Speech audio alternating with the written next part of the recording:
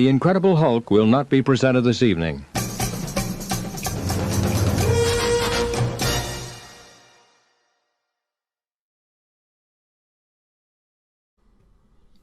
This week, a new film called The King's Daughter is hitting theaters. After The King's Man, it seems like the King's Speech franchise has really hit its stride. Also, Redeeming Love. Surprisingly, not a biopic about Darlene, Courtney, or Buddy. Missed opportunity. I mean, what are these movies? Yeah, clearly it's January. It's also Monday Movie Nonsense.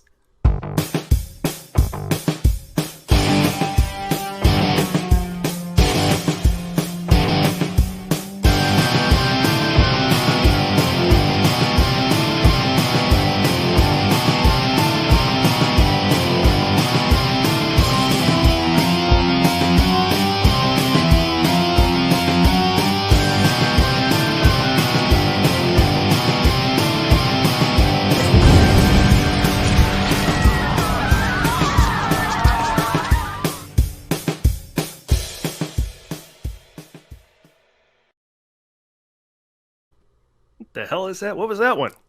That was Double Dragon. It's probably going to come up again today. I hope it does, and I love the stories about it, but listen, I'm not going to see it. All right, welcome to Movie Nonsense, everybody. Happening every Monday at 6 Eastern, 3 p.m. Pacific. Adam, Whit, and Paul Preston here, and we're basically doing whatever the hell we feel like doing. That's kind of what the show is. Pretty much. And it's once a week. So come on back, because you never know. I mean, if you've seen the show before, we're just doing whatever the hell we want to do. But we do want more eyeballs on this nonsense. So if you like what you see, help us out. Spread the word. Share and like posts. The Movie Guys, everywhere there is social media. That's at The Movie Guys on Twitter, at The Movie Guys on Facebook, at The Movie Guys on Instagram. Spread the word, and we appreciate it. And, of course, if you want to find us, you can tell your friends. Look us up wherever there are podcasts, and you can go to themovieguys.net if you want. Basically, search the internet. Search us on Yahoo or Google or... Yahoo! That is Yahoo. Yes. That is Yahoo. What the fuck is the internet? That's a better response. So tell your friends, like and subscribe and all that crap. So, Adam. Yes. Before we get into anything, Monday night's a big night, not just for football, but the Bengals have already won. The Bengals have already won. There's no need for you to watch football unless count us down. There's something special. We are a mere 2 hours, I believe, away from the premiere of... This Monday, don't miss the world trailer premiere. There's chaos in you. Of Marvel Studios' Moon Knight this Monday during the NFL Super Wildcard Game.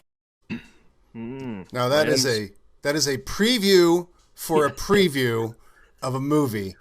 Now, and I got hyped when they did a preview for the preview of this movie, which looked like this. This Monday, don't miss of Marvel Studios' Moon the NFL Super Wildcard.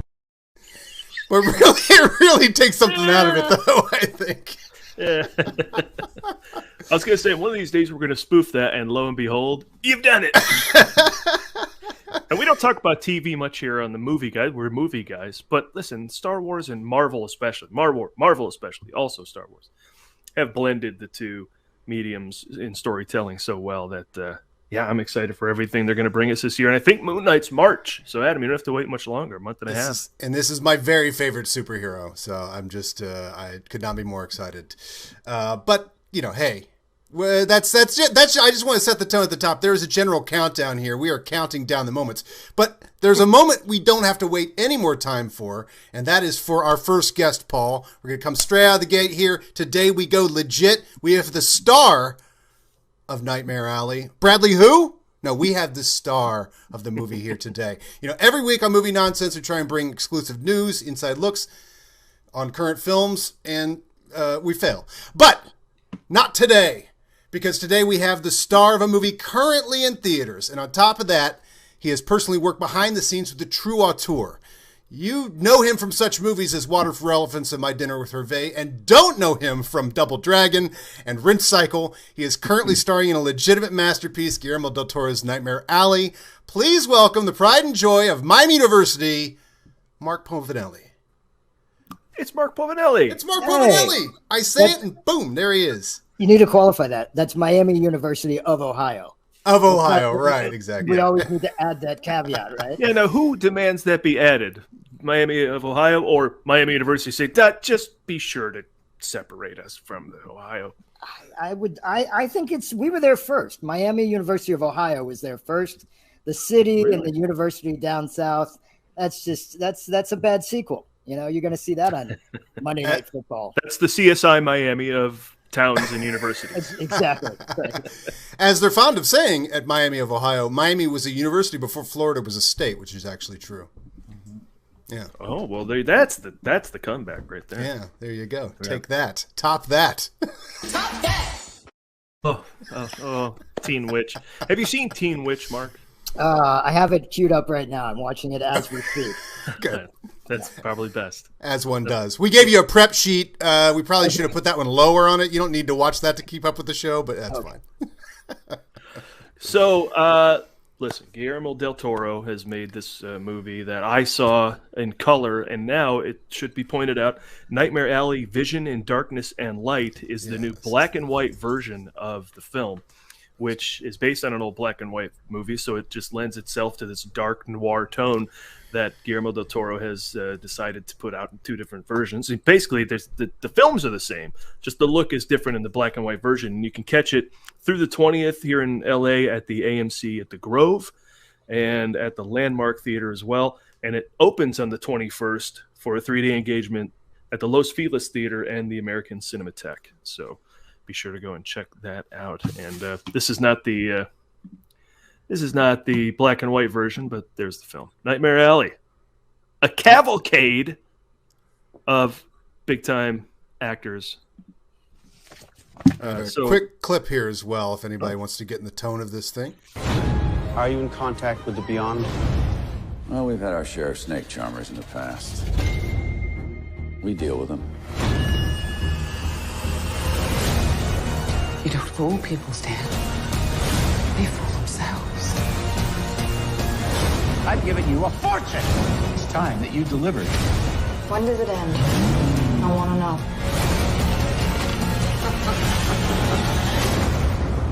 If you displease the right people, the world closes in on you very, very fast.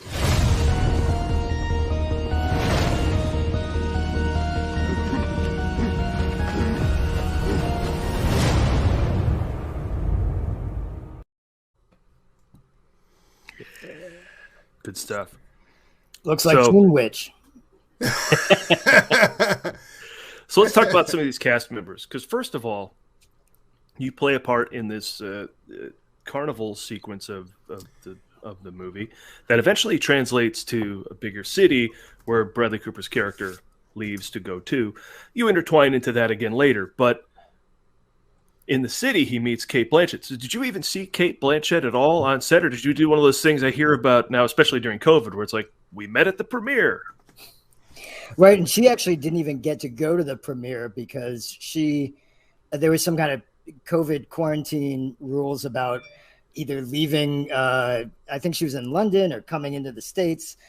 So she was on this huge screen behind us when they did the premiere in New York, when they did the talkback.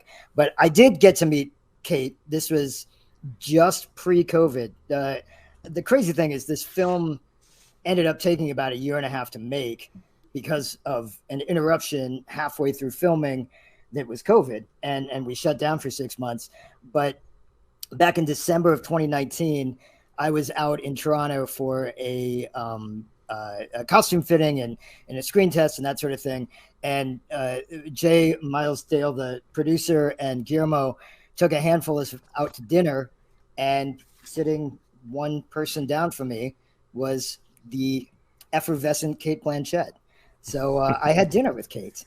And then I never saw her again. Then we never shot anything, and COVID happened, and she shot her stuff. They shot the second half of the film first. So that all got shot, like January, February, and March of 2020. And then we shot all of our first half of the movie in September, October, November, December of 2020. Sorry. Gosh, they all slip away, don't they? Yeah. Yeah, I was at the New Beverly, and again, one of the great things is not only can you see it in black and white on 35 millimeter, but then sometimes randomly people show up after the show to talk about the movie, like Guillermo Del Toro and Kim Morgan, and he said that they before all the nationwide things started shutting down, they were already getting warnings of like, maybe we don't know if we should. And he said basically they said everybody drop everything, walk out the door, and that's the way the set sat for 6 months. He said like the Andrea Doria this was the reference he made. It just sat there abandoned. So well, yeah, you were involved. That was actually like I arrived. Ron Perlman, myself, Rooney, Mara, and Bradley had the first day of shooting, and in January, and we shot a little bit. Shot that day in a diner, and ended up being used in the film. But we shot that. I went away for about a month and a half, and then came back on like March 9th or something to Toronto, presumably to be there for 2 months to film the rest of the movie. And I got there. I got one costume fitting in. Dropped off my bags of clothes at the hotel, and 36 hours later was woken up at 2:00 in the morning with, you have a flight at 7 a.m. this morning, and you're leaving and you're getting the hell out of town because we've shut everything down. So I flew out to get a costume fitting and flew back 2 days later, and then sat around for 6 months and never actually shot anything. I didn't, and it's not like you're even going to go shoot anything else. There's just total lockdown, right? Just home with the fam? Just home, waiting to see when and if we'd ever, it's a bit disconcerting because these kind of things, it's not every day that Guillermo Del Toro asks you to be in a movie. Right. And you get that close. You're on the precipice. You're right there. You've got all your bags for 2 or 3 months to shoot, and they send you back home. And 6 months later, you still don't know if you're going to shoot it. And it was, luckily, he was determined to make it, and they had already had enough in the can that there was no turning back. But it was dicey there for a while. Wondered if we'd ever make it. Because the studios are going to be tightening their belts at that point. They're like, nobody's going to movies. Like, this, of all movies, is not... Although I guess it helps that he's had a Best Picture, that they go, well, maybe we could get this out for the prestige season, and this will be something we can pump up for awards consideration. But are you a generally positive or negative person? Because you could go, oh my God, I'm in a Guillermo Del Toro movie. Here's the cast, and then the pandemic comes, and I can see you going one of two ways. It's like, well, of course, this great thing happened. Or did you go, look, I've got something to look forward to now, sitting around during the pandemic, that I know when this is over, I get to be in this huge movie, the biggest of your career, I would think, Well, I mean, I sort of looked at it that way. That, I mean, what are the other thing actors hate to do is have somebody ask them, well, what are you working on? Because chances are you're not. And I got to milk this movie for like a year and a half of saying, well, I'm working on this Guillermo Del Toro film when we start shooting it. So I had like 6 extra months of being able to, name drop this film that ordinarily I wouldn't. So I took it as a positive. Yeah. They could also turn that around on you, though. It's like, hey, what are you working on? Nightmare Alley? You told me that a year ago. Like, what are you working on now? Working on Nightmare Alley. Really working hard. A lot of stuff on Nightmare Alley. Yeah. So is this the biggest production you've ever worked on? I know Mirror Mirror would probably be the other big Hollywood budget-wise movie. And would this be the biggest? And if so, what do you see in the machinations of a big production like that when it's fully functioning? Obviously, the disruptions are one thing, but when you see it happening with big stars and no doubt a full crew and the Oscar winner at the helm, it's the biggest thing you've been in?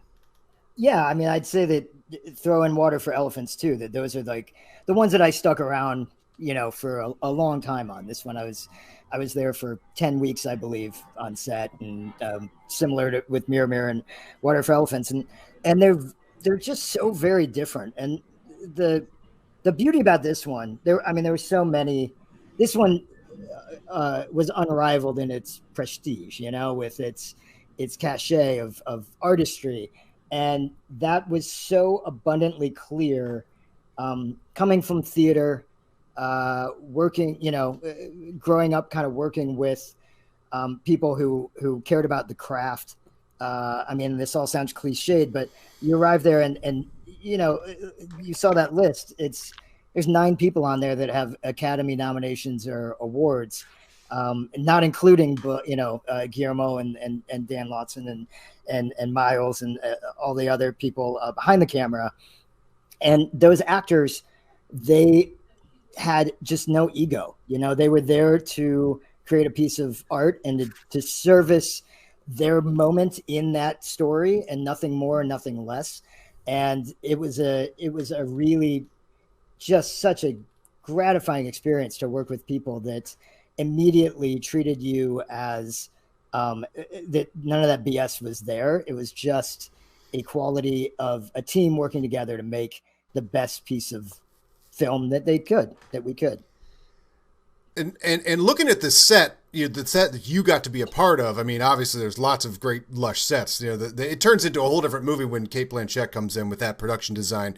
But the production design that you were a part of, did they build out that whole carnival, all the clapboards that people walked along? Like, was that was a full contiguous set that you would just walk around and you know, I mean, you were so immersed in that was all real, right? It was completely real. I built it on fairgrounds outside of Toronto, about 40 miles outside of Toronto. And it was essentially, we could have, if we needed money during COVID, we could have opened that up and worked it as a real carnival. Like, it was a functioning, working set that you could have actually, you know, the Ferris wheel worked and the carousel worked, and wow. the you know, the games worked if you wanted to dare knock down the pinballs and have someone yell at you about how you just knocked those down. They all worked, and they were there, and they were real, and the dirt was extremely real, and the mud and the rain and it's never not raining, by the way, in those scenes. Not in a Guillermo Del Toro film. It's just raining. And the later at night you can get it to rain, the better, apparently, because it always seemed like it was 2:00 in the morning when it started, when he brought the rain down on us. But yeah, it was completely a real, functioning, beautiful, gorgeous set out in the countrysides of Canada, and it was magical. You just wow. There was no green screen. There was no, you know, the believability was worked into the fabric of every shot and scene because you were actually in. It was so tactile. It made it quite easy, to be honest. And I love all these posters too, that, you know, all these long shots and stuff as they go through the thing, are all these posters, the Electra Woman and all these things. I mean, you know, Del Toro must have been in heaven, because you could just tell he just adores the sideshow atmosphere. Was he like a kid in a candy shop shooting this thing, so happy? Well, the great thing for me was I got to work. All of my stuff basically was with Ron Perlman. Yeah, who I've always been a huge fan of. Right, and he's the best.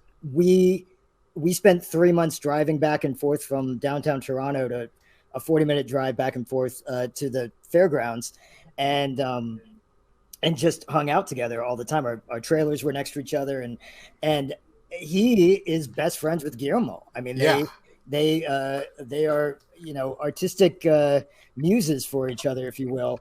And so Ron had told me, he would tell me stories and stories about Guillermo, but he said that he's never seen Guillermo happier on a film. And wow. Sure, there were days where Guillermo got frustrated or was, you know, wanted very serious. It wasn't like it was a amusement park ride, but he did have a joy. He did have a childlike joy just about the storytelling more than anything. It wasn't all about the artistry. It was about the storytelling. Right.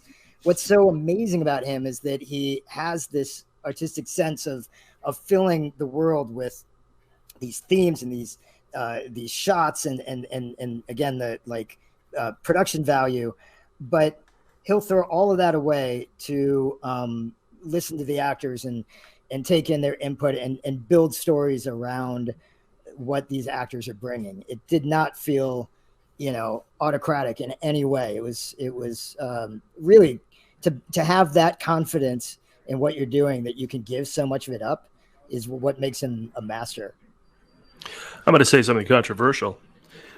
This movie's better than The Shape of Water, if you ask me. Well, because I think Guillermo has this fantastical way of making movies that sometimes gets a little over the top for me.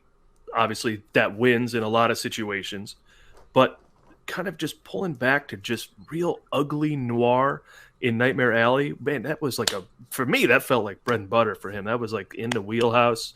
Mm-hmm. He mastered that, and I kind of liked that.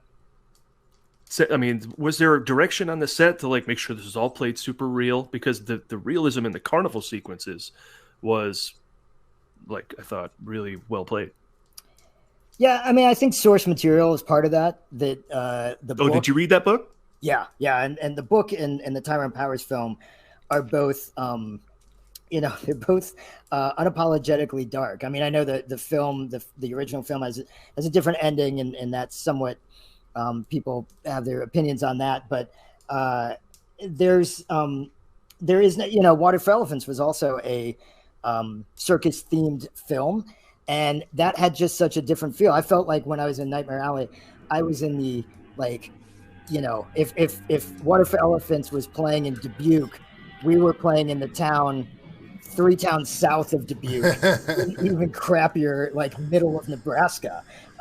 There was just no, there was no glory. It was just, again, the feeling he sets up. There was no way you could play it other than just grinding it out, sort of sensibility about these people, very real. You got a real sense that these people were just hanging on, and it was only because of each other and the family that they created, which is what is so compelling about Bradley's character coming into this. Is he basically just, it just tears through this family dynamic that is so woven tightly because out of necessity, about all these disparate people and people barely hanging on. They hang on to each other and survive.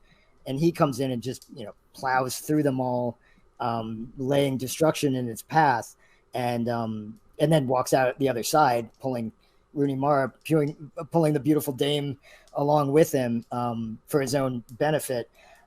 So, a lot of that was the actors themselves just having such a good grasp. Bradley's set the tone, and he's just phenomenal. And his dedication and his joy for the work is it's pretty unmatched from what I've been around. Didn't he have like 3 Oscar nominations in a row? Like Silver Linings Playbook, American Hustle, and American Sniper. We need 4. Like, that guy's due. He's overdue. He's so good. Yeah, and he's deceptively good because he's just so. Good way to put it. He understands.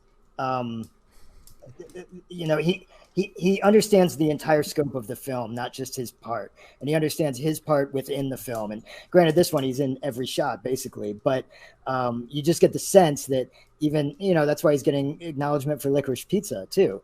Is that even when he's got 5 or 10 minutes, he knows really well the scope of the film and where he fits into it, and then fills that void as much as he can. Have you seen that yet, Adam? I have not.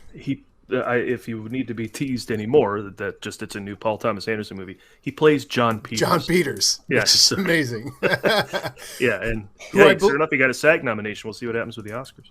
John Peters, who produced the original, what's the Music Man or whatever it's called, not the Music Man, the Wiz. What are you going for? No, the musical one with the he just did in Grease. No, not Grease. Oklahoma. What are you?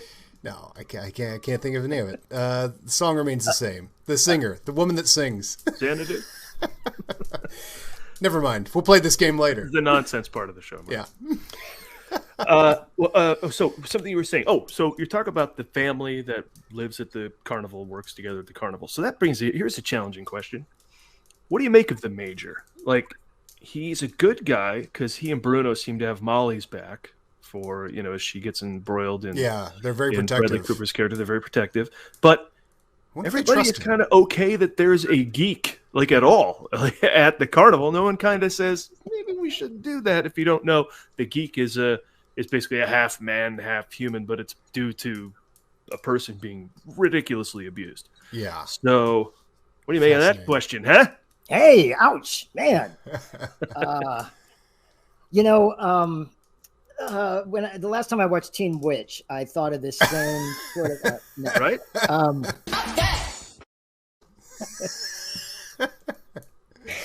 You know, I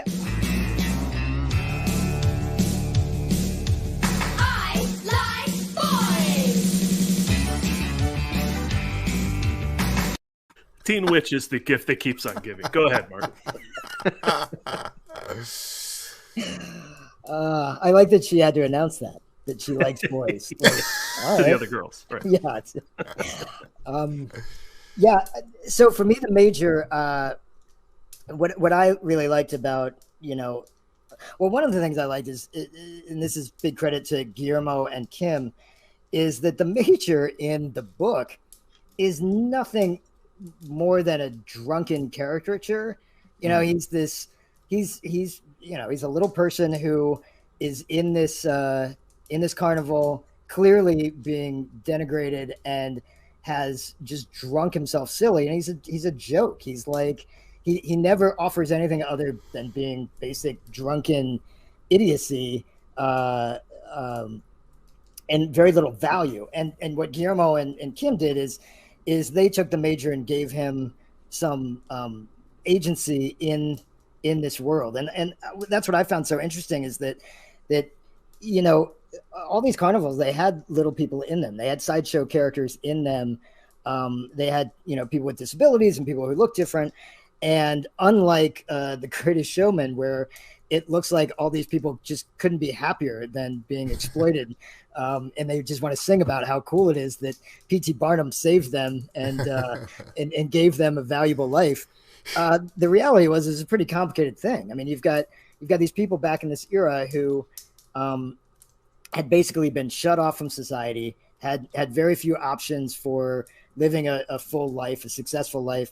Their families oftentimes would even sell them to the carnivals, thinking that to give them a better life, to give them something, or that they couldn't handle it.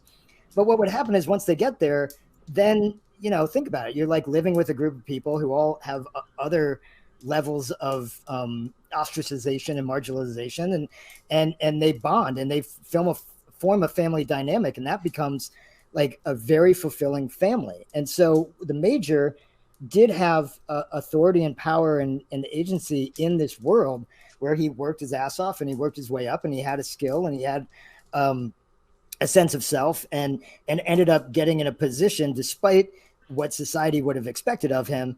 Granted, it was all done in the realm of a carnival, but he had this level of authority. So to then want to sacrifice all that to save the geek would be a very difficult and bigger leap.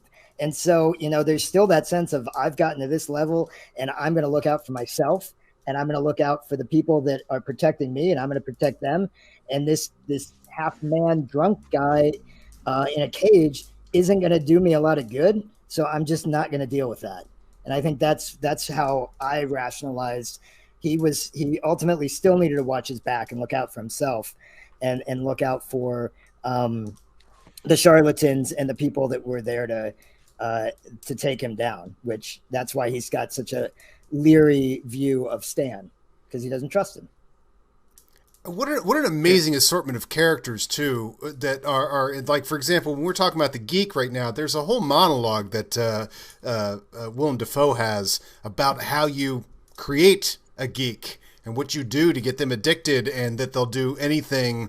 It's just, it's the darkest place I think the whole movie goes. And the rest of it feels very much like family. Certainly with the major and the strong man and Elektra, who definitely form their own little family unit that you can feel when she's ripped away from. Is you don't think of the same way as you do about the geek. The geek is like, but it's this very cautionary tale. That's a really incredibly dark place. And David Strathairn also, his relationship to he does the psychic thing that Bradley Cooper takes over, this sort of seer thing, and that was David Strathairn's thing until he sort of supersedes it, and we won't say how, but that's just what an interesting, like, Guillermo is legitimately interested in the lives of all these people. He doesn't look down on anybody, any type of character in this movie. He loves them. And I'm sure you could feel that in the way that he gave direction, to any of you, right? Right. I mean, it did feel like what he wanted to do is establish like these are the archetype characters that you would see in a carnival. Mm-hmm. And now let's tear down all those archetypes and build a real family. And I think that's what he did so well. He wasn't interested in propagating, Freaks-esque like here are the sideshow characters and here's what they might do. And it was purely about this family and the destructive nature of somebody coming in and kind of working their way through them to manipulate them and take what they could stand and then abandon them. And it's so interesting in how he directs that he naturally has this love of darker stuff and really, kind of extreme stuff, noir.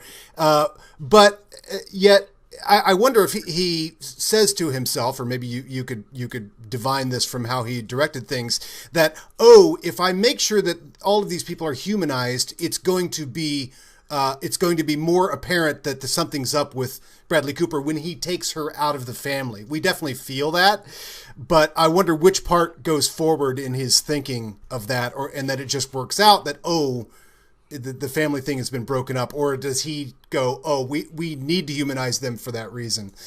Seems like he's got his eyes on everything, and other things he puts his eyes on, and then that makes other things work out, so. And I think, he always kept very at the forefront noir and the idea that nothing ever works out in a noir. It's always tragic and everybody always ends up worse. And so that was true for just about really everybody in the film, is that, ultimately we all ended up in a worse place probably than when we began because of Bradley's or Stan's existence, except maybe, it remains to be seen about Stan himself. But so there was always a sense of foreboding, even about the characters in the carnival, that they would never be the same after he went through it, and those family dynamics wouldn't be the same. And that, and there was, I'm assuming as an audience member, even when Stan breaks out into the city, it doesn't feel like we're headed for a happy ending. No. That's kind of the amazing trick of it, is the movie gets brighter and the city comes into it, and you start seeing, you see in the trailer, anybody who hasn't seen it, these lush sets and everything that Cate Blanchett is on. The brighter that gets, the richer that gets, the darker the movie is actually getting, which is an amazing trick of it. The lightest it is at the sideshow. You do feel the family aspect. You're really enjoying that. And as they get into the city and as it actually technically gets brighter in terms of production design, it just starts getting darker and theme. You're like, there's no good ending to this. Yeah. And there was a 3-hour, 19-minute version. I was told. I wasn't. I read that. He was talking about editing it down. He shot so much. Eventually, so he lops an hour out of that to get to what played in the theater. Just a little under an hour. So any of your scenes? Of course. I mean, we all got brutalized in the process. When I went for my ADR, I was with him, and he told me, I think I was one of the first ADR sessions, and he said that his first cut was 3 hours and 55 minutes. Wow. So I'm sure that was an early cut, but we knew, and he told me, he's like, the major turns out okay. Pearl's, on the other hand, meaning Perlman, he's not going to be very happy. I'm sure they worked it out. Big monologue or something. But I mean, there was it was there were a lot of iterations of the major. Even, I mean, there was one point that was what was kind of fascinating during this process, is that this wasn't totally locked in. We were always trying to discover these family dynamics, and for somewhere in the middle, I think we all had, were on COVID lockdown or something. It ended up that the major was in love with Molly, and you could see that there was this like forlorn, unrequited love thing, and that fell apart, which I think was right. I mean, I'm almost twice Rennie's age, probably. I'm not, but it didn't seem like that was going anywhere. But there was definitely there was definitely stuff, but I don't think any of it, the only thing that I think we all lament, and it was just about the moving that story along. And there's a scene in the, giving away a little bit, but scene in the city where some of the carnival group comes to visit Molly, Rooney's character. And in that, there's the set, we visit her hotel room. And in that, there's a scene being played out between Toni Collette and Bradley Cooper, but Rooney and I have this dance. And I learned how to tap dance during COVID break for this scene. And we shot this beautiful, Rooney was just lovely. And it really, like, the dance said so much about her character, and without, it's show it, not say it. And it was really beautiful. And we all were moved seriously by what she did in that scene and what that dance was. And ultimately, it didn't serve the story that Guillermo ended up telling in a different way. But I think, like, we all just kind of wish that could have been taken out and put in like maybe that'll be in the DVD or something, because it was a really beautiful moment on set, and they don't always translate into the film. And the song was All of Me, which is a beautiful, beautiful song, and really, like, heart-wrenching.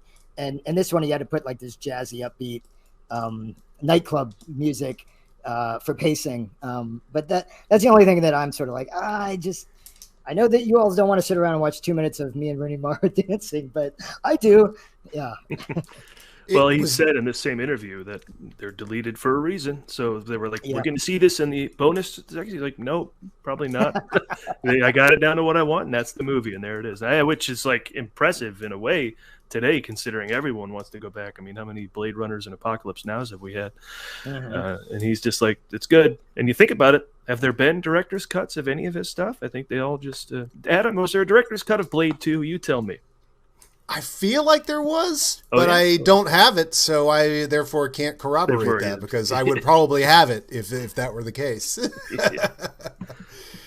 I do really love that you came back, because after they left the sideshow, I was like, oh man, that's the end of seeing Povinelli show up in this, and then they show up later, but. And of course, selfishly, I'm like, all right, good. I wanted to see you in the movie more. But boy, does that scene do a number for reminding you of because she has now gone further down his road of this. Now he's doing these grand shows and these huge numbers and stuff, and she's getting sadder and sadder. It's doing less and less for her. And when you guys come back, it really reminds you of what she misses, that she's not into this. She misses her family and everything. So not only was it cool seeing you come back, but also just like, for her journey, that's really important. Having all you guys together in that scene. That was really cool. And it speaks to, what you were saying, Paul, that Guillermo, I mean, that's exactly what the point of that was. So he put in enough of that dance and enough of us for it to convey it to you. And that's snip, snip, everything else. Everything else is just window dressing. And for somebody that imagines every corner, and I'm not even kidding, every corner of that set was full. And for him to be able to cut out all of the excess fat of that is quite impressive too, because you could easily fall in love with the visuals that he creates, and he avoids that.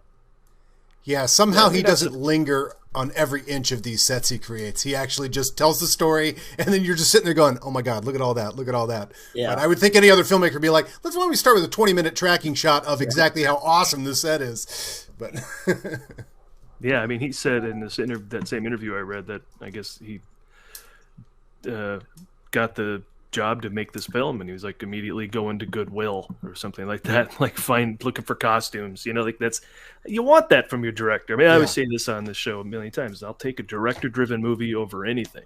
And so give me a guy who's passionate, even if it doesn't work in some movies. I can see, I don't love Ari Aster. There's another controversial take, the guy who made Midsummer and Hereditary. Yeah, but I see the skill there, man. And one day when what I like aligns with what he made, it's gonna pop like crazy.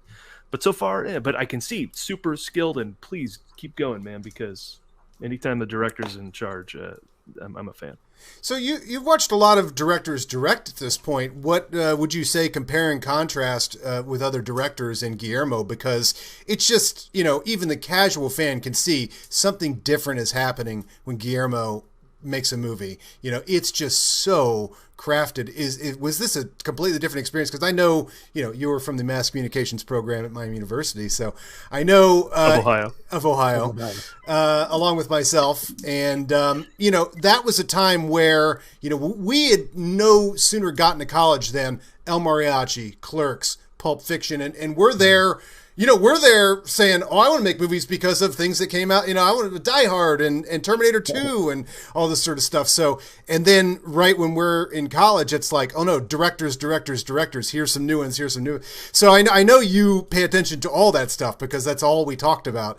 But to see a real maestro like this, how do you compare and contrast other people you've worked with?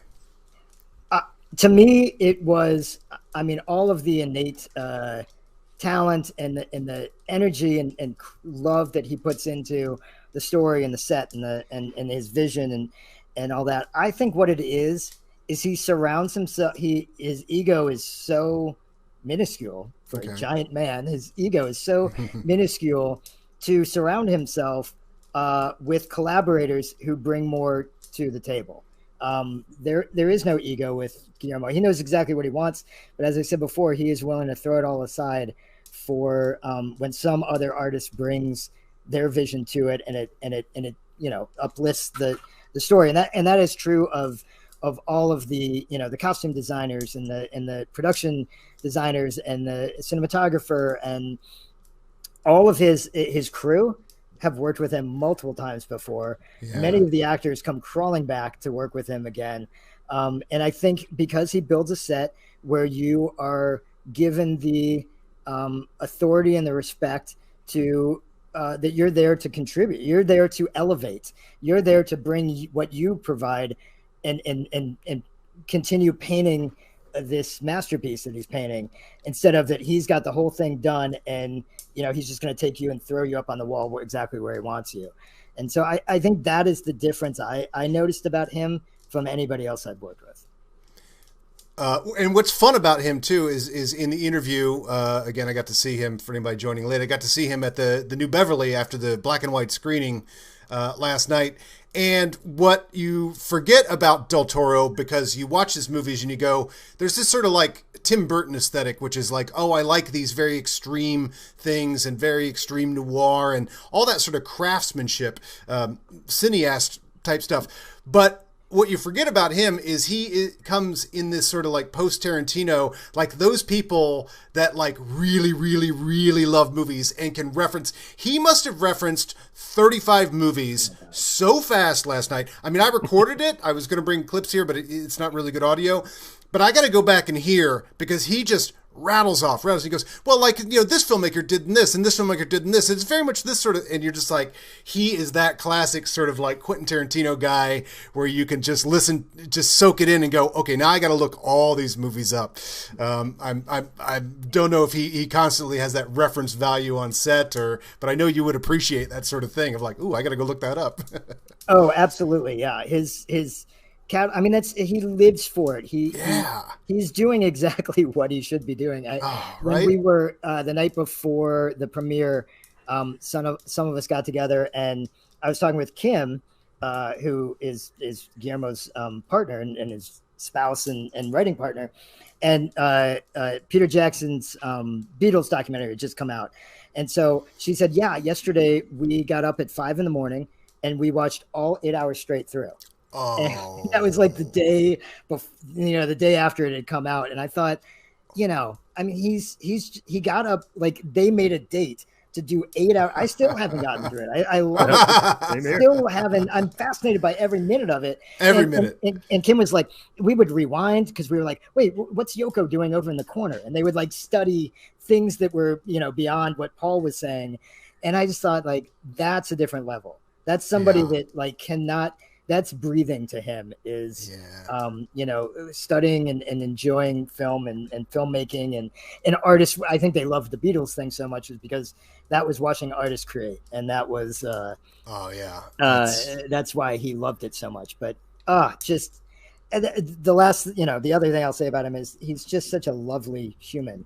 Yeah. He's so warm and generous and funny. Yeah. And that dude holds court. I mean, Yeah. Comic-Con, he was there for was Don't Be Afraid of the Dark that he produced. Is that what it's called? Oh yeah. And he got up on stage and he just was there anybody else on stage? Who knew? And of course there was a little sign that said "Don't swear," and of course the F-bombs just flying out of him. He's telling story. Everybody's loving him, and I'm like, is that every day on the set? He comes, okay, let me tell you something happened, and he just, like in a half hour of his stories, and then you get to shooting, or because that guy. Yeah. You get him and Perlman together because talk about a raconteur. I mean, like the two of them. Right. I'm just like, I can be here for months. This is fine. This is great. Listening to the two of them. And then like David would come in and, very in David's way of just underplaying and start talking about 8 Men Out or something. And you're like, wow, talk about like the catalog of work that was just sitting next to me on sets with Tony on one side and Rooney on the other, or Willem going out to lunch with Will. Like it was ridiculous. Every shot I had was with, these icons of film, it was a treat for sure. That's amazing. That's awesome. Nightmare Alley, Vision in Darkness and Light is the full title of the black and white version. So once again, it plays through the 20th here in LA at the Grove at the AMC at the Grove at the Landmark, and starts up this weekend at the Los Feliz Theater and the American Cinematheque. So that's at the Egyptian, most likely, or it could be at the Arrow, I suppose. Check out American Cinematheque's website. It's gonna be one of those two theaters. And he's been out doing the Q&A, so you might catch him. I know he's at Landmark, or maybe he was at Landmark. He's going to be on Fridays at the Egyptian or whichever one it is. Yeah, he's going to be there this Friday. Cool. And he's worth listening to. Even if you skip the film, go see him. Yeah, right? Oh, yeah. And now's the time when one of these maestros puts out a movie, especially ones that can talk like he can, I got to start scrubbing the podcast because you'll come across like, a guy like him or when Tarantino puts a movie out and you're like, a 3.5 hour long podcast? And that's just because these guys can go and go and go. So I'm sure he's got some good stuff I have to look up. I could listen to him talk all day. And another question I want to ask Mark, when you were previously on the movie Showcast, our old show, that you said we ask every guest their favorite movie of all time, to which you said this is an impossible question, and you gave us a hard time. How dare you ask that? Yeah. Right, and then you came up with Boyhood, as you probably it had just come out, but already you said it checked every box that a film is supposed to check in terms of emotion and impressive and all this stuff. Has that changed? Is your favorite movie of all time still Boyhood? Or you were also on board, I believe, with what's your favorite movie of all time right now? Which then would probably change. I can change mine tomorrow if I want, and I will still add the of all time to it. I can't change from this, but I get where you're coming from. Always Raiders for me, but I'm sure that's not like if I sat down and you can only watch one movie for the rest of your life. I doubt it would be Boyhood. So I'll caveat that. But I think what I said at the time, and it actually holds true, is that I get excited to watch a film that it's clear that this medium of art is the only way you could tell this story. Right. And Boyhood, because of the scope of it, because it literally he followed somebody for 12 years. And documented incredible in a narrative way. You can't do that on stage. You can't do that. Right. You can. I guess you could do it in book form, but not really. Not really. Like not in 2 hours, an hour and 45 minutes. So I think it's that I enjoy so much when I see, even something like as great as West Side Story or whatever. You can make a musical on stage of that. And the Saving Private Ryan, I love Saving Private Ryan, but All Quiet on the Western Front's a pretty good book. It's sort of right. You can match those qualities, or Guernica. Like that's a painting that it looks, that kind of encapsulates what war is like. And you just stare at it and you're like, okay, that's war. Boyhood to me still, that feels like that's the only way you can tell that story is through film. So I like magical being taken away to go like, all right, that's the only way I can take in that story is through this medium. And what a radical filmic experiment too, that will just never be duplicated. Like, just what an idea for that young filmmaker to go, I got an idea and I'm gonna start shooting it today. Yeah. And we'll see how it turns out in 12 years. That's just like, wow. Incredible. Now, I revisited your old appearance on our show and you were sitting to my left because that's where Adam normally sits. So I forgot Adam wasn't there. I was not there for the last show. In studio. Right. So he missed the Double Dragon story. I did miss the Double Dragon. I think we need to hear it again. Now, let me back up here also and say, as a live action superhero fan at the time and to today, that one of our own had Miami University's mass communications majors had gone, and that they were shooting a superhero movie for all intents and purposes in Cleveland, Ohio, and that you were involved in that. That was like big time. This was like maybe a year after graduation or something, I think, or maybe 2, maybe less. No, I think it was maybe a month after graduation. Yeah, like right after. Yeah. So that was a really big deal. I mean, say what you will about Double Dragon, the fact that you were involved, I think Matt Lenhart as well might have been involved. Sorry, you don't want me to actually say what I think of. Okay. Oh, okay, yeah. You say what you will. Say what you want. I won't.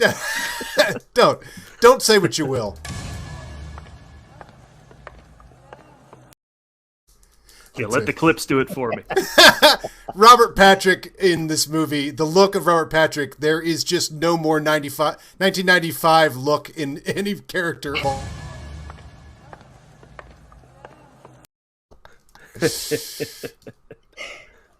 Double Dragon. Yeah. Well, here, let's give another taste here, because this clip, all movies should open like this.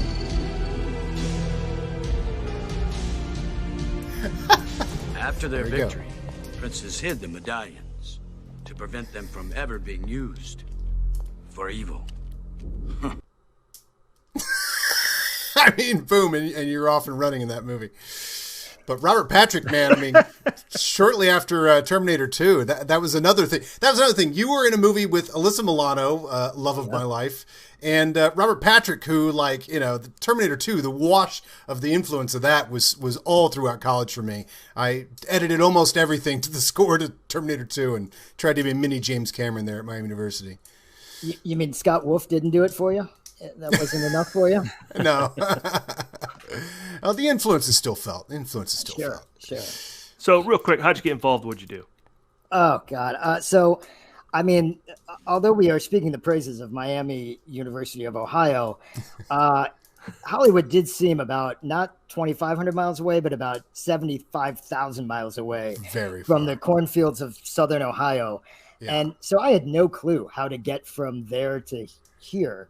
And our buddy Matt Lenhart, who was far more had a much better head screwed on his shoulders than I did, had already gone up there to Cleveland and had worked himself to get a PA job on the set, and called me one day and said, "Hey, do you want to? They're looking for another PA, an office PA. Do you want to do it?" And so I was like, "Sure, that'd be great." And he had already busted his tail, doing the PA thing where he's up at 6 a.m. and goes to bed at midnight, working $8 an hour or whatever, and getting yelled at. And he had been grinding away for all this time, weeks and weeks and weeks. And I show up, and being an office PA, it was like, kind of had, you come in and do a job and then you'd leave. But I was nowhere near set, but I was set adjacent. And it was kind of exciting. My first actual task was to deliver a bouquet of flowers that was bigger than me. I remember I could barely carry this thing, and I had to give it to Alyssa Milano and go to her room and give it to her because she apparently something with her flight had gotten messed up and she was not thrilled about it. And so I delivered this giant bouquet of flowers. And that was my first experience with brush with Hollywood. And then maybe 2 days in, I thought, well, this isn't very fun. I'm not getting anywhere near set, and this is a lot of work.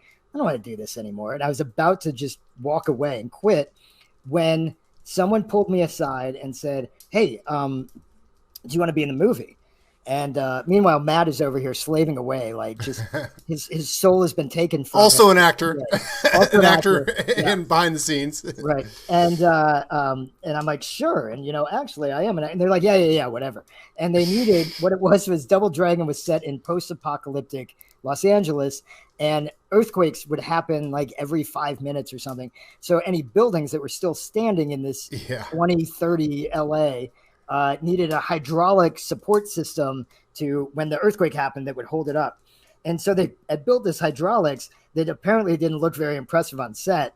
So they needed somebody small to work the hydraulics to make it look bigger than it actually was. So they picked me out because I'm 3'10" on a good day, and had me do this.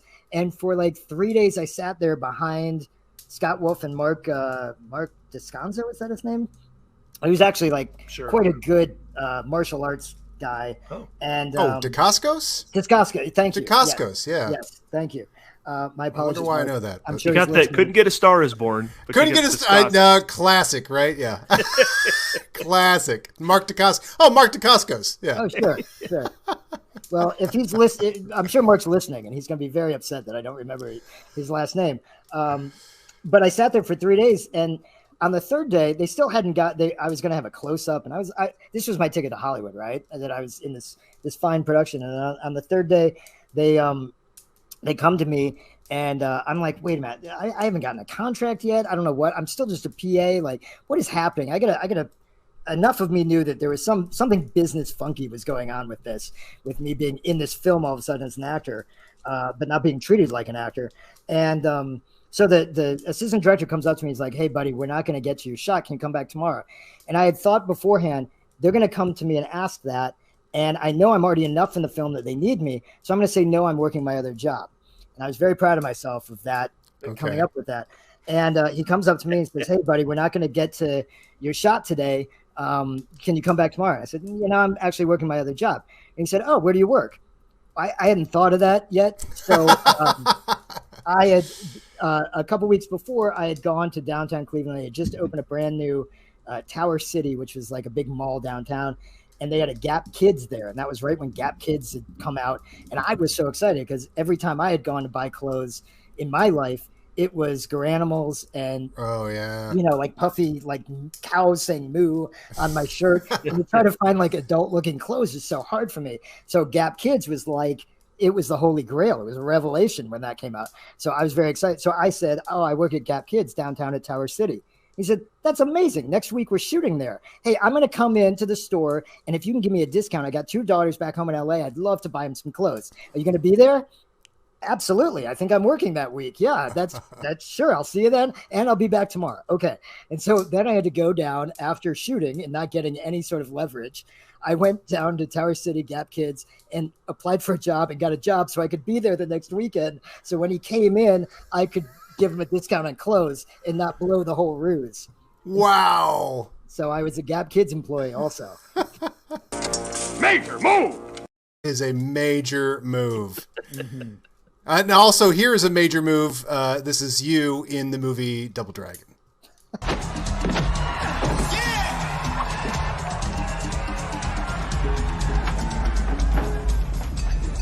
Uh-oh. We have earthquake. Just an aftershock, not a quake.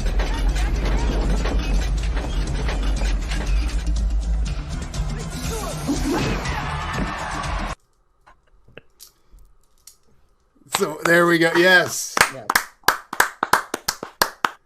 Oh, but much like in Nightmare Alley, that's not the only appearance you make. Moments later.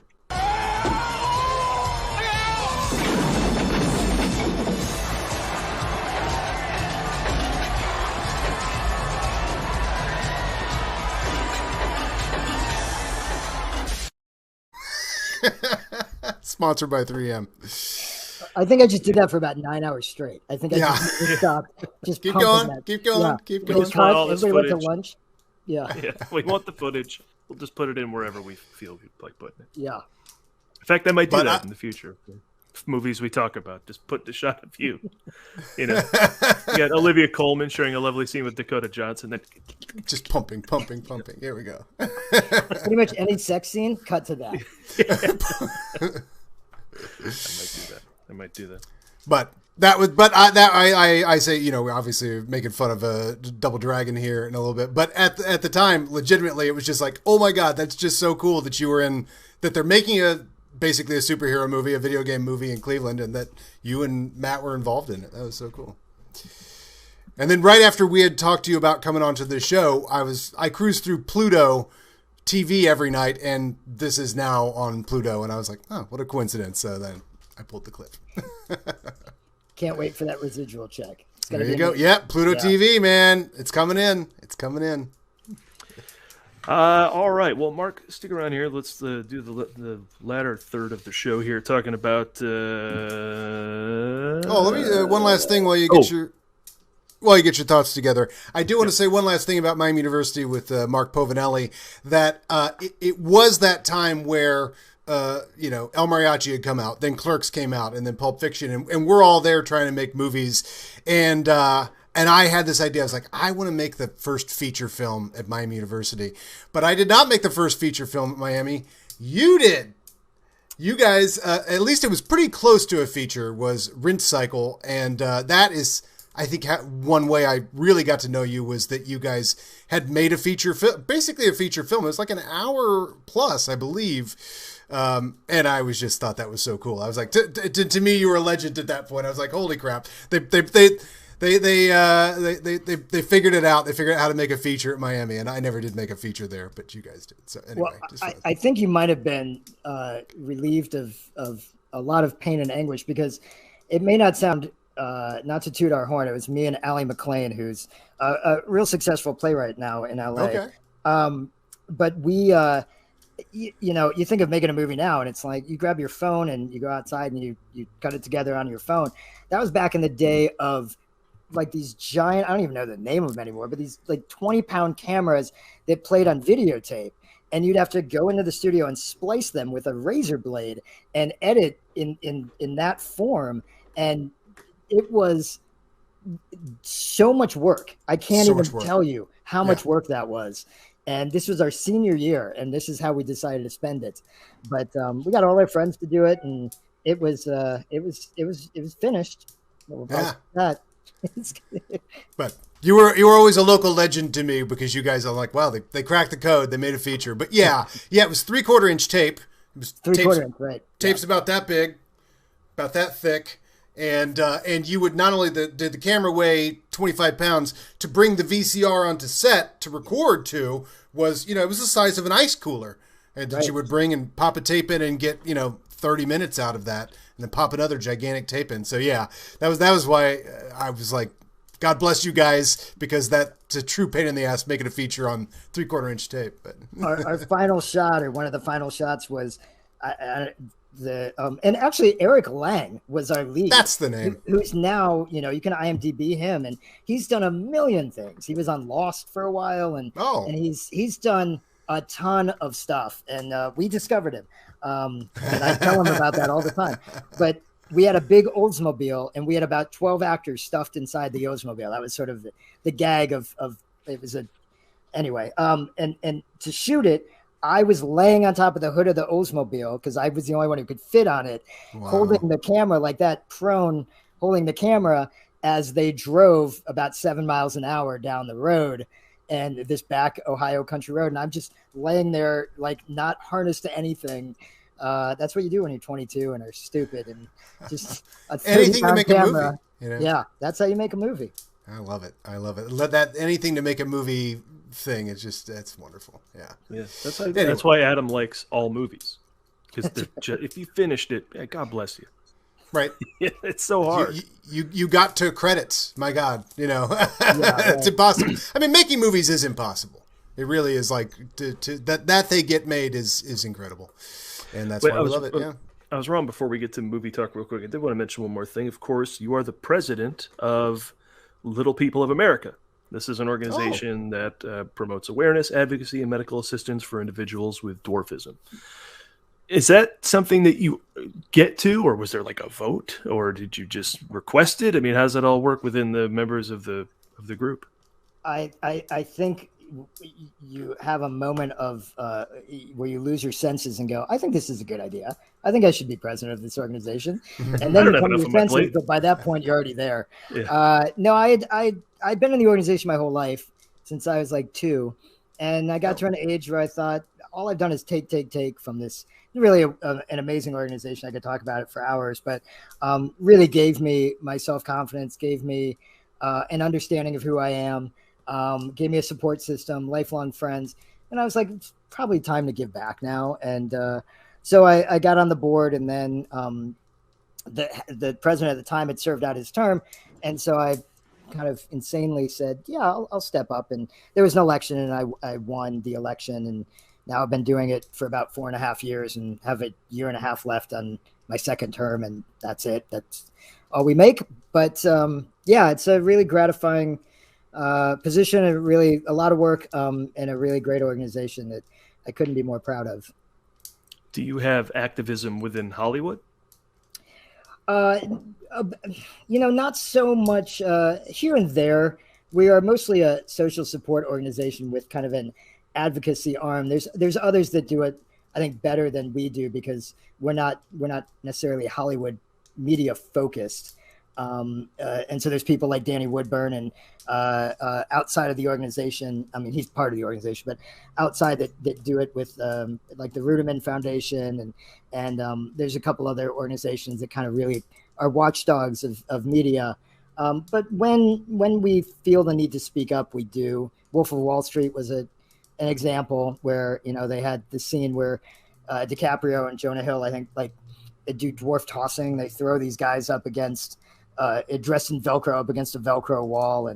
And while that certainly did happen, I think probably in these kind of circumstances, the way it was celebrated and not commented on within the film was troubling to our membership. And so we, got involved in other things like, is it the Rascal Flatts, I think, have done. No, that's wrong. I'm going to get in trouble. I'm not going to say that because now I can't remember who it was, but a musical group. Yeah, there's definitely people that still say some pretty ignorant things, and we'll try to speak up. Saturday Night Live being one of them, not in the too distant past with Stefan, and so yeah, we try to make the media aware that of their ignorance at times, which certainly exists. I was looking on the website, and it said there was a statement on Vox Zogo. Wow. Yeah. What is that? I was reading about it. I'm like, what is this? What's his superpower? Yeah. Right. It does. I think that's going to be on Monday Night Football also. A preview. Vox Zogo. Oh, where's the countdown now? We're at probably about an hour and 45 minutes, maybe 2 hours, because it's an hour and change to the game, and then probably half times when you get the trailer. So that's the Moon Knight update on the countdown to the trailer. That's right. This Monday, don't miss how Marvel Studios moon the NFL Super Wildcard. That's the preview for the preview for the preview. Yeah. But quickly, Voxzogo is a biotechnical therapy, a pharmaceutical therapy that they've developed, and the FDA just approved, that speeds up the growth velocity in a certain type of dwarfism, achondroplasia, which is the most common type. Peter Dinklage has achondroplasia, and most people with dwarfism do have that type. And it's very controversial in our community because we hoped that it was going to address a lot of other like ancillary medical issues that go along with dwarfism. Dwarfism isn't just being short. There's oftentimes medical complications, spinal stenosis, or joint issues, and sleep apnea and respiratory issues. And we thought it would address those, and the way they got it approved was purely by growth velocity. So basically, it's a therapy that makes you taller. And we've spent Billy Barty founded this organization 64 years ago, and we've spent 64 years building like what we call dwarf pride and like this self-worth and self-confidence that even if we're born differently, that's fine. And we add to the fabric of diversity in society, and our limitations aren't defined by our height. They're defined by society's attitudes towards us. And so then a therapy comes along that's like, well, yeah, but here, make you taller. And total X-Men shit, if you ask me. Totally. They're like, hey, this shot can cure them. Fuck off. Right. And so that's kind of been the parents want what's the troubling thing is you have to give it to kids during their growing years, so they don't have agency and ownership of that decision. It's parents doing what's best for their kids, and they all have a good heart, but it's really only when you've gone through something and lived that life that you can kind of define its value. And so I feel like I can confidently talk about what it's like to be a little person. I'm less confident when an average height person tells me what it's like to be a little person and whether I should be one or not. Yeah. That's you played Billy Barty in My Dinner with Hervé. That's right. Now, and I'm assuming coming up, obviously you're a media fan from way back, long before you entered the field or went to college for it and stuff like that. Did you gravitate to seeing people, little people in movies and stuff, and like connect with that? And was it cool to play Billy Barty? One of the more famous. I even knew his name. When I was a kid and stuff, because he was just in all kinds of stuff that I watched, and he would show up. Did you know about that actor, and was it like cool to play that as an adult?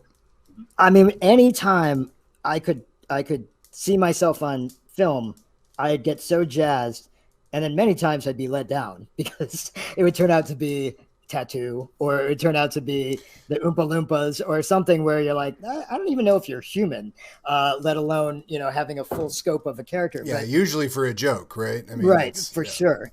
But I do remember seeing Billy on Foul Play, Chevy Chase, Goldie Hawn. Right. And he plays a Bible salesman, and he innocently knocks on Goldie Hawn's door, and in the beginning of the film, it's like a murder mystery, and there's a line, beware of the dwarf, I believe. Right. And you're worried about an alias of one of the bad guys is the dwarf. And so when Billy shows up, she thinks he's the dwarf, and so ends up kicking his ass. It's a really funny, beautiful scene. So seeing that and seeing Time Bandits, I mean, David Rappaport and those guys, like, oh my God, Adventure, I was crazy for that. And that movie was awesome. So you would hang on to these little nuggets of, no pun intended, of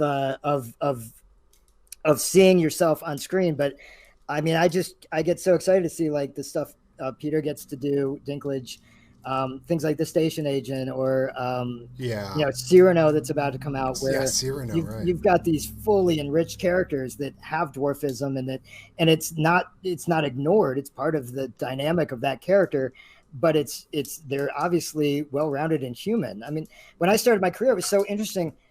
The fantastical characters that I played, Double Dragon aside, were oftentimes written with more depth than the human characters I would play, because there's like the fantastical characters were like, okay, we get it. You're an elf, or you're a leprechaun, or whatever it may be. We want to humanize you, so we'll give you a full range of emotions so that the audience can relate to this fantastical characters. Well, if I'm playing a human, I'm likely there for a sight gag.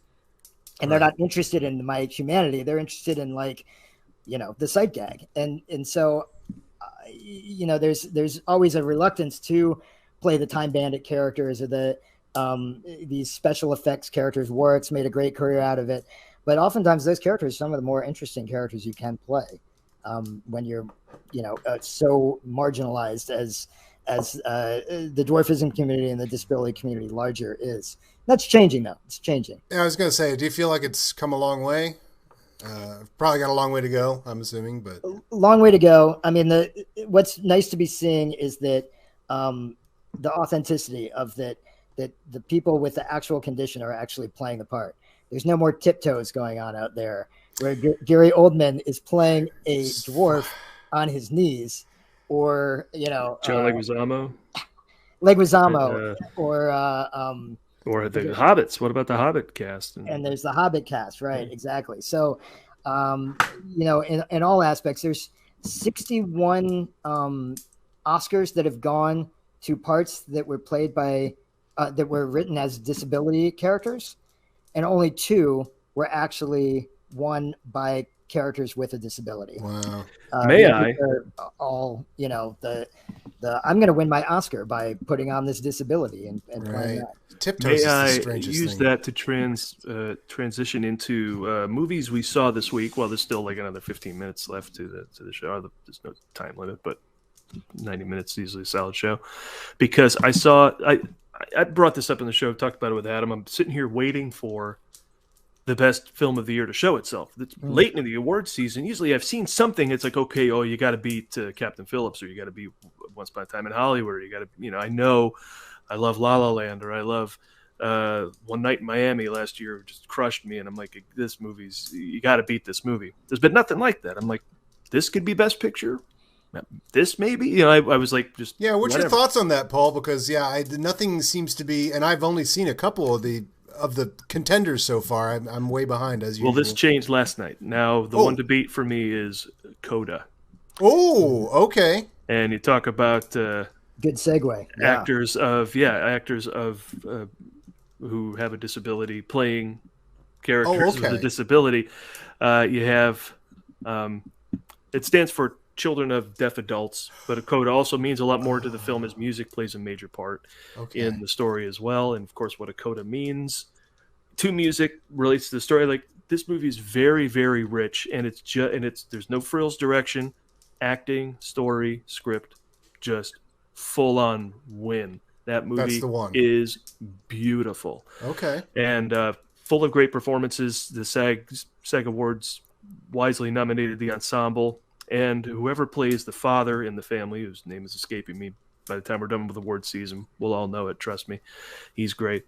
And the young girl, though, should have been nominated, I think, who the main story is about. She's the one person who can hear in her family and is struggling with, like, how do I get through college as the girl with the family, who's weird, that everybody in the town thinks is weird. And how do I get on with maybe an interest in music, because music's just not in my house, with the deaf family. So all these things play out just with exceptional performances. No scene that, even if you can see it getting to the next scene, gets there in a way you saw coming. And it's not like it's full of crazy surprises, but just they do unique things to tell this story continuously. And I was super impressed. To me, that there's no finer film out there. Any director? Sorry to disappoint you, Roach Smythe. But so you're saying VHS? Okay, saying VHS for Coda. So look for it. It's an Apple original film, so it's on Apple TV Plus or whatever it's called. I think it's been there for a while, but as you can see from the laurels at the top, it came out at Sundance last year and made a fuss there, but got its actual release, later this year. And I saw it in the theater at an awards screening, which, of course, I always like to see everything in the theater if I can. I thought that was your viewing room in your basement. Oh, I wish. Oh, man. That'd be great. Now, these guys didn't play around. You had to be masked. You had to have your vaccination card, but they gave you a PCR test right there, too. So I was like, wow. Everyone around me is clearly not have COVID. So that was comforting. And makes movies so much more comfortable, doesn't it? Thoroughly enjoyed that film. And while you're talking about other stuff, I'm going to look up the names of the actors, because it's unfair for me to bring them up and not mention them, because they were phenomenal. So Marley Matlin's in it, former Academy Award winner, plays one of the two. Right? Yeah, one of the two. Yeah. So you have Amelia Jones. She is your lead actress, plays Ruby, the daughter. She's fantastic. Troy Kotzer and Marley Matlin play the parents, and Daniel Durant plays Ruby's brother. And Sean Heater, probably Heater, is the a female, Sian. That looks Irish, I guess, right, or something. Sean. Yeah, she introduced herself in a little video before the film, so she said Sean. Then I saw how it was spelled later. I'm like, oh, that's a cool way to put that, a Celtic or who knows what it is. But Sean Heater adapted it, I think, from a foreign film and directed. I'm in love with that movie. That was it for my mask. I had to put that one in the laundry. It was just crying all over. It was fantastic movie, just fantastic. And it's not any, arrival of some new filmmaker's vision. She just kind of got out of the way, and the smart thing to do. The actors just took over, and were all excellent. Great film. That is an amazing thing. We just never even thought about it. If someone's playing a deaf person, someone's playing, or obviously Tiptoes is ridiculous and everybody recognized. I don't even know how that movie even happens. And then nobody sees it. And then suddenly people are like, have you heard of this movie? Which is just crazy. But yeah, it's a whole new era. Mark, what did you think? Another movie because you mentioned Foul Play, and my parents were huge Chevy Chase fans, huge Saturday Night Live fans. So that movie got watched a lot, and I just love that because, especially as a kid, the mystery of that, the albino, which is probably not played by a real albino, I'm sure, but there's sort of like. The mystery that unfolds in that. But the other one I loved with Chevy Chase was Under the Rainbow. Did you see that as a kid? And was that offensive? Because some of those movies, I'm like, boy, if I would go back and watch that now, I don't know if that's going to be, that might be all in really bad taste. Time Bandits is not. That was another one I loved as well, because they don't really make any reference, I don't think, to their height. They're just adventurers, right? I mean, I don't know if that's even an issue really in that movie. It's just that he cast all of them. But what did you ever see Under the Rainbow, another Chevy Chase, Carrie Fisher movie? I don't know if I saw it in its entirety. I think at the time I was young enough that it may have been R-rated, and I don't know that my parents were interested in seeing it, so I didn't have a way to access it. And then by the time I got old enough to be able to see it, I was like, I don't think I want to see it. It's a dumb movie, yeah.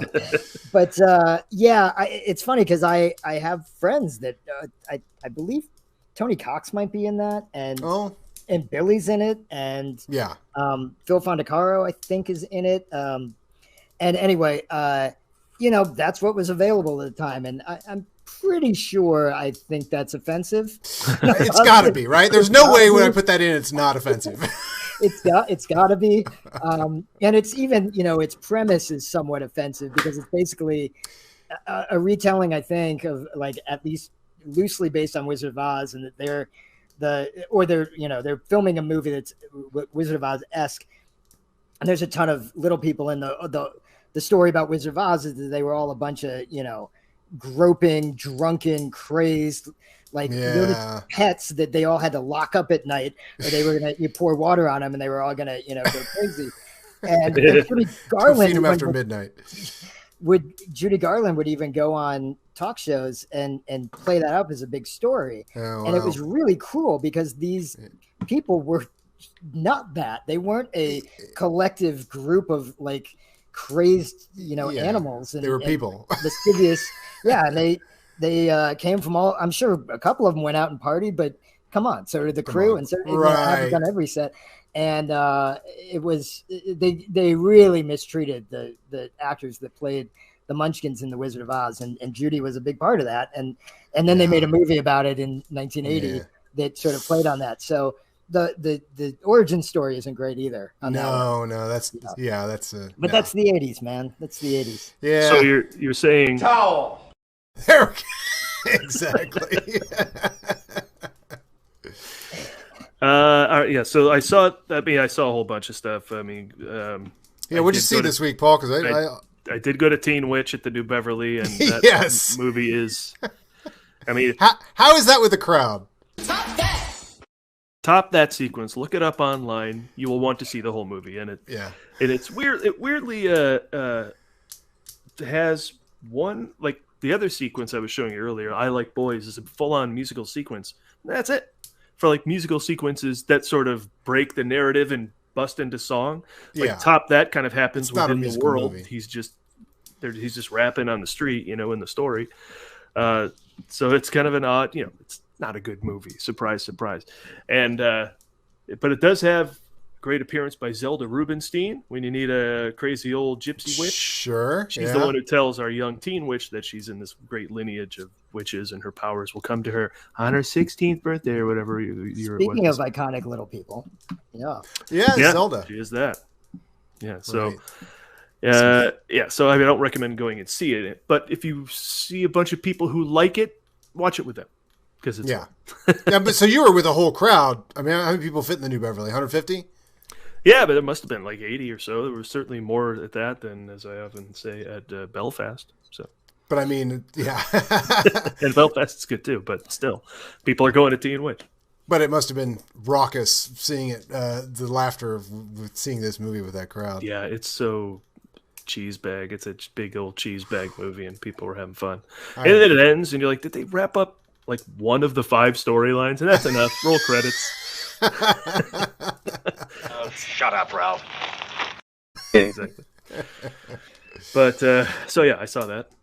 Anyone else around the table? We got a couple more minutes left. Yeah, what'd you see this week, Mark? I'm trying to think of what I saw. It was not a big movie week. Tick, Tick, Boom. Oh, okay.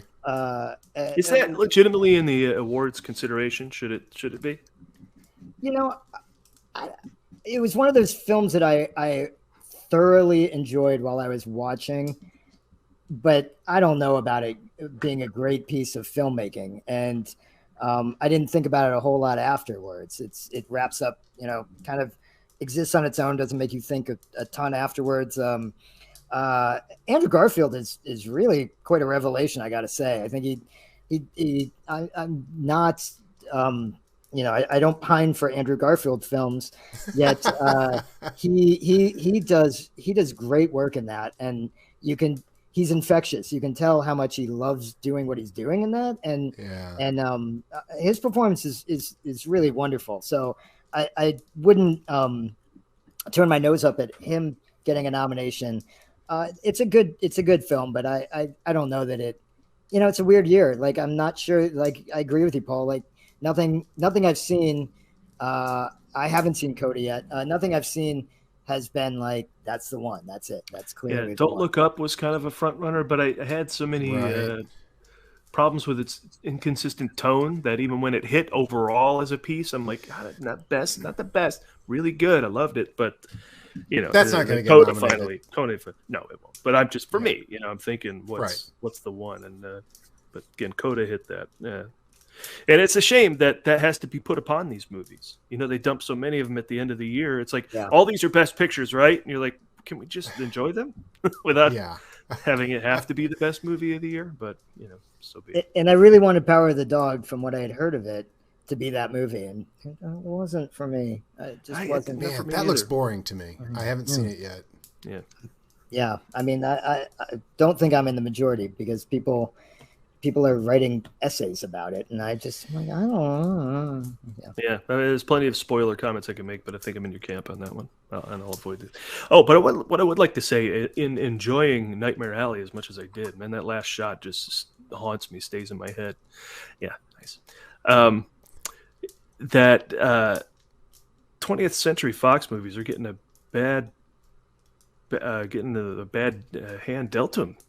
The Kingsman is great. Oh, I gotta see this. West Side Story is fantastic. I gotta see this. Nightmare Alley is excellent. I've seen it. And all three of them have not reached Spider-Man heights. These movies should all be getting Spider-Man money, because they're all good. I mean, I know it's a tough time to get people out and all that, but they should. So hopefully we're helping. Get out there and see these movies. Agreed. I mean, it's the safest place to gather, because the theaters are not packed. You can easily sit 6 feet away from people. Everybody wears their masks. If you're here in LA, if you're in Ohio, then nobody's seen a mask in weeks, months, years. I couldn't believe it. I landed in Columbus, and I was like, nobody's wearing, anybody at all is wearing a mask. But here, you can go to a movie theater and they'll even check eating too. Yeah, I don't eat at the movies. I just because I don't want to take the mask off. So just sit, enjoy the film, and then off you go. But they benefit from being larger than life, especially those three I mentioned. I mean, West Side Story is huge. Kingsman, the action's insane. Nightmare Alley is just dripping with noir. I mean, it's all good. You want to? All right, we'll get to Peacemaker. But yeah, we can cover that next week as well. Because I'm only one episode into Peacemaker. I haven't seen My Beloved Vigilante yet.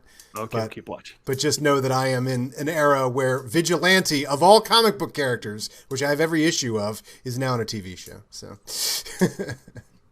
we're in that special time of our lives when yes. Marvel is killing it, and DC's also doing okay. The Ford report, unfortunately, I see your point. We don't have a new Ford Fiesta episode to brag about yet, but go out there and watch the Frisco Kid one. But I did, as ever, unearth something from my garage. Have you seen this? We have a podcast called The Ford Fiesta as well, Mark, where we were watching every Harrison Ford movie from 1967 to the present and talking about them. And we're up to More American Graffiti, where he has a cameo. Yeah. And like Indiana Jones, I go into my garage and I unearth an artifact. And it's a Harrison Ford artifact. I was drinking out of this the whole show. Oh, I know what you're about to show Burger us. King nice. And of course, there's Harrison there in the corner. Oh, I love that so much. Yeah, with the whole description of Lando on the back. And they're from Burger King. They're Burger King. There it is. Burger King, and of course, Coke. Coke. There's a Coke logo. Man, So- I had all those. Yeah, and I got a whole bunch of them, but the only other one that has Harrison Ford on it. This is Empire Strikes Back. This is the only one I have left from Star Wars. So this glass is how long? What is Star Wars now? 77? 44 years old. Wow. How about that? Huh? Man. Let's see Chewie Harrison kind of here. looks like Han Solo. And, but then again, I mean, look at Obi-Wan. Yeah. Like, I don't know. Nobody's doing the best there. Yeah, Obi-Wan. Who does Obi-Wan look like? He looks like, I don't know. Oh my gosh. He looks like his face is melting, like he looked into the Ark. Well, Chewie doesn't even have any eyeballs at this point. I don't know if he ever started like that, but he's like... But Well, that ain't the American way. that's this week's artifact. Once again, Nightmare Alley, a Vision in Vision in Darkness and Light. Yeah. Is out there now and will be out there at the American Cinematheque this weekend. Thank you to Steve Schultz, who writes comedy jokes for us. And Thanks, Steve. Follow us at the Movie Guys for daily jokes and links, Facebook, Twitter, and Instagram. What else we got? Anything else? Or is that it? What are we, an hour and a half away from the Moon Knight trailer? It's very exciting. Very Yeah, exciting. 45 minutes. Yeah, probably about maybe a little over that. Yeah. There's the countdown. We've done the Lord's work here today.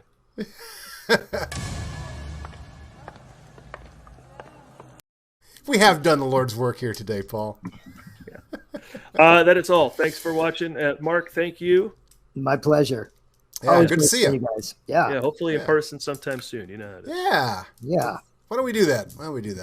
Figure that out. Go see one of these movies we're supposed to go see. We'll Right. find a time. You go to the app and you go, there's one with nobody. And then we just take the 3 center seats there. And I like it. I'm there. You Yeah. pick the movie. Excellent. All right. Yeah.